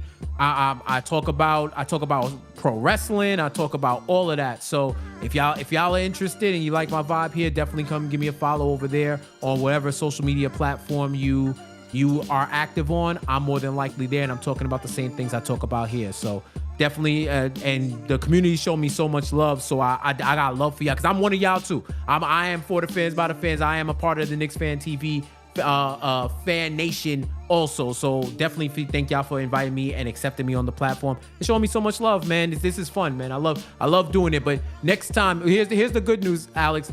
The next time we link up, it will not be a Grizzly game. That is a fact. I'm about to say it's got to be a Grizzly game. It will not be a Grizzly game. Thank goodness. I was like, wait a minute. I was like looking at this. I'm like, wait a minute. Another Grizzlies game. We're bringing Jeff on. This ain't right, man. This ain't right. Right. This ain't right. It's like we're bringing him from the G. Like, all right, we're gonna give this man a test run with like some bum squad. No, my man. We got to get you in here for some legit players, legit teams, man. Test. You know what it is. You know you passed the test with flying colors, especially after that Pacers, especially after that calling for the Pacers game. You know what it was, man. You went triple platinum in one call, man. I don't know how you did it, but you did it. I felt the spirit of Dave DeBusschere flowing through me and whatnot. I had to speak. I channeled every Knicks fan that ever been. You channeled the spirit bomb of Knicks Nation. That's what you did. Yes, exactly. That is what you did. But salute to Knicks Nation. Thank you all for tuning in for another KFTV postgame live. The New York Knicks won today, even though it was a cardiac affair. The New York Knicks won 123-113. Brunson did tweak his ankle, but it seems like he was walking fine according to Begley reports. So hopefully we'll see what happens on later this week with Brunson. But for KFTV, make sure to hit that thumbs up button for your boys. Make sure to subscribe to the channel. Make sure to share the links to all these videos. And if you can't tap in while we're live, you can be part of the replay gang, catch us the next morning, or you can download us on any audio listening platform, Apple, Spotify, you name it, you can go catch us there as well. Also, make sure to support KnicksFanTV.com. We got a bunch of great writers over there. Make sure to go tap in with them. Also, make sure to support our sponsors, Manscaped. Make sure to use that promo code KFTV to get 20% off and free shipping. Also, use that promo code KFTV for Underdog Fantasy to get up to a $100 match on your first deposit. Guys, we appreciate you. All of you. Salute to Knicks Nation. Salute to Chuck D. Throw a hashtag P in the chat once again. Salute to all the mods. Salute to all the franchise channel members. I see you, John Shin. I see you, Brandon Guest. I see you, Lopez 104. Salute to all you. TM, what's good, bro? Shout out to K. Rare Edition, Eddie Suarez. I see all you in the chat, man. We appreciate all you. G5 Weez, salute to you as well, my guy. Alan C, salute to you. We appreciate all of you, Knicks Nation. We'll catch you next time for Game of the Week, man. We got a Game of the Week preview coming up, all right? So we're going to be previewing the New York Knicks facing up against the Dallas Mavericks. Make sure to tap in tomorrow. We'll send out the bat signal when we get the time locked in. We'll catch you later tomorrow, everyone. We out.